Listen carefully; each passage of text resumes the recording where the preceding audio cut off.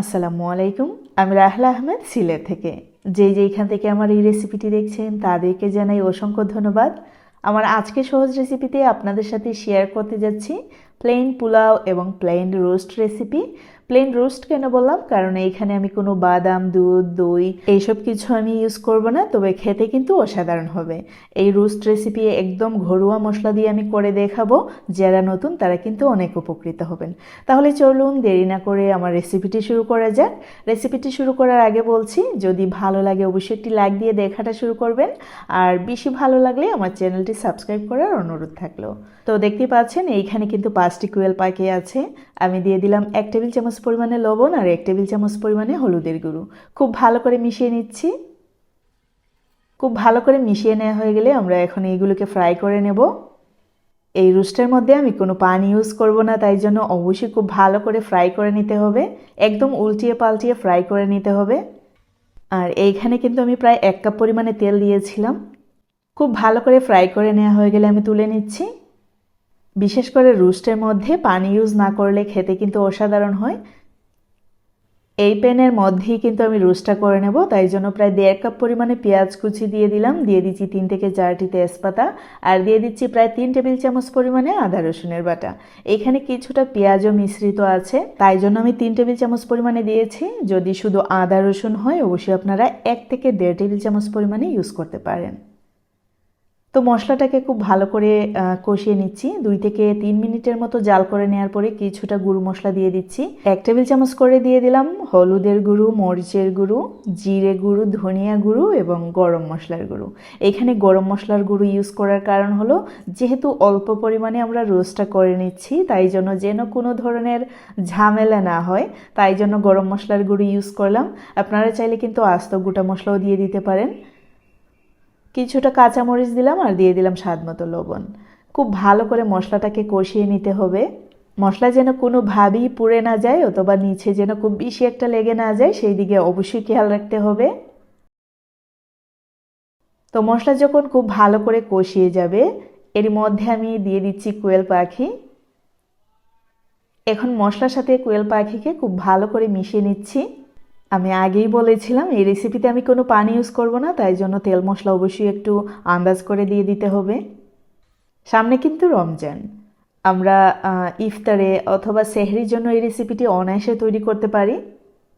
আর সবসময় তো তেল মশলা খাওয়া আসলেই ঠিক না, তবে মাঝে মধ্যে এই রমজানের মধ্যে 2-1 দিন আড়ে আড়ে আমরা এই রেসিপিটি তৈরি করে খেতে পারি। তো দেখতেই পেলেন আমি কিন্তু চুলার আগুন একদমই কমিয়ে রেখে 5 মিনিটের জন্য ঢাকনা ইউজ করেছিলাম। ঢাকনাটা তুলে আবারও নেড়ে নিচ্ছি। আমাদের অনেকেই, বিশেষ করে যারা স্টুডেন্টস অথবা নতুন রাঁধুনি, নতুন বিয়ে হয়েছে, এমন কেউ রোস্ট পোলাও শুনলেই খেতে মন চায় ঠিকই, যখন নিজে রান্না করবে তখন কিন্তু একদম ভয় কাজ করে। আশা করি এই টাইপের রেসিপি যদি দেখেন, শুধু আমার রেসিপি না, ইউটিউবে হাজারো রেসিপি আছে, এগুলো দেখে নিজের আইডিয়া দিয়ে একদম পারফেক্টলি রোস্ট পোলাও বাসায় তৈরি করে খেতে পারেন খুব সহজেই। আর আমি কিন্তু একদম ঘরোয়া মশলা দিয়ে একদম সহজ ওয়েতে তৈরি করে দেখালাম। এইখানে আমি দুধ, দই, ঘি, বাদাম কোনো কিছু ইউজ করি নাই, তবে এর স্বাদ ছিল ওইগুলো ইউজ করলে যে স্বাদ হয় তার চেয়েও অনেক বেশি। আমাদের রোস্ট কিন্তু অলরেডি হয়ে গেল, আমি কিন্তু নামিয়ে নিলাম। এখন আমরা করে নেব প্লেন পোলাও, তাই জন্য আমি একটি মিক্সিং বোলে নিয়ে নিচ্ছি 1.5 কাপ পরিমাণে পোলাওয়ের চাল, আর দিয়ে দিচ্ছি পানি। অবশ্যই 3 থেকে 4 বারের মতো ধুয়ে নিতে হবে, পানিটা স্বচ্ছ হওয়ার আগ পর্যন্ত। এইখানে আমি প্যাকেটের চিনি গুঁড়া চালটা ইউজ করেছি পোলাওয়ের জন্য। এই প্যাকেটের চাল দিয়ে করলে আমার খুব ভালো লাগে, একটি স্মেল পাওয়া যায়। যখন বাজার থেকে কিনে আনা হয়, মানে খোলা চালটা, ওইটাতে কোনো ফ্লেভার থাকে না, আমার ভালো লাগে না। তবে ওইগুলো দিয়ে খিচুড়ি রান্না করে অনেক খাই। তো দেখতে পাচ্ছেন, আর এই রোস্ট রেসিপি কিন্তু প্লেন ভাতের সাথে আরও বেশি ভালো লাগবে। এমন নয় যে শুধু প্লেন পোলাওয়ের সাথেই এই রোস্টটা বানাবে, প্লেন ভাতের সাথেও কিন্তু দারুণ যাবে। তো দেখতে পাচ্ছেন আমি একটি প্যান বসিয়ে দিয়ে দিলাম প্রায় 1/2 কাপ পরিমাণ তেল, আর দিয়ে দিচ্ছি 1 টেবিল চামচ পরিমাণে লবণ। লবণ অবশ্যই আপনাদের স্বাদ মতো। দিয়ে দিচ্ছি 2 টেবিল চামচ পরিমাণে আদা রসুন বাটা। এখন এই মশলাটাকে 1 থেকে 1.5 মিনিটের মতো ভেজে নেব। 1 থেকে 1.5 মিনিটের মতো ভেজে নেওয়ার পরে এইখানে আমরা ইউজ করছি প্রায় 1 কাপ পরিমাণে গাজর কুচি, আর সাথে সাথেই দিয়ে দিচ্ছি চাল। এই রেসিপি আসলেই খুবই সিম্পল, কিন্তু এর কম্বিনেশনটা আসলে অসাধারণ। মানে এই রেসিপি আপনি যাকে তৈরি করে খাওয়াবেন অনেক প্রশংসা পাবেন। আর এই রেসিপি নিঃসন্দেহে স্পেশাল মেহমান আপ্যায়নে আপনারা তৈরি করে নিতে পারেন। তো দিয়ে দিলাম কিছুটা কাঁচামরিচ আর 3 থেকে 4 মিনিটের মতো আমি ভেজে নিচ্ছি। এই পর্যায়ে চুলার আগুন কিন্তু একদম মিডিয়াম টু লো ফ্লেমেতে আছে।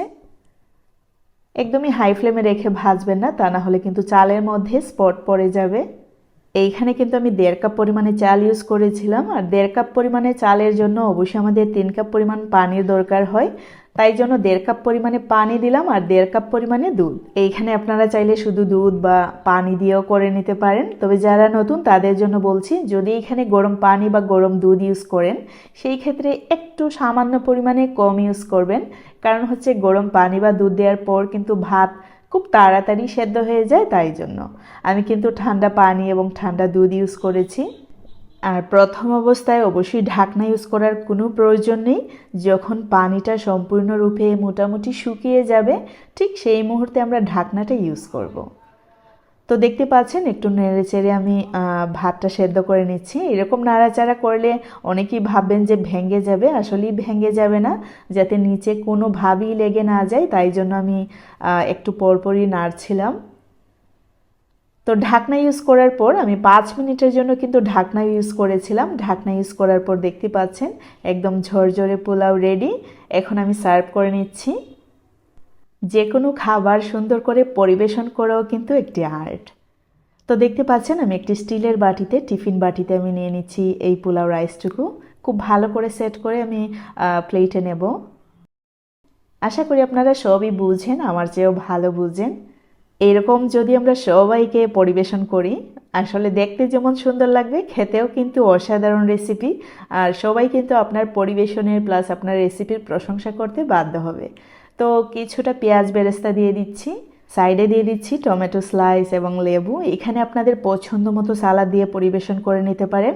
উপরে দিয়ে দিচ্ছি কোয়েল পাখির রোস্ট। এত সিম্পল আর সুস্বাদু রেসিপি, যাকেই খাওয়াবেন আসলে আপনার লাইফ টাইম ভক্ত হয়ে যাবে। তো আমার আজকের রেসিপি কিন্তু এই পর্যন্তই। ভালো লাগলে অবশ্যই একটি লাইক দিতে ভুলবেন না, বেশি ভালো লাগলে সাবস্ক্রাইব, আরও বেশি ভালো লাগলে ফ্রেন্ডস, ফ্যামিলি এমনকি নতুনদের সাথে শেয়ার করতে পারেন। See you in the next video. Till then bye, আল্লাহ হাফেজ।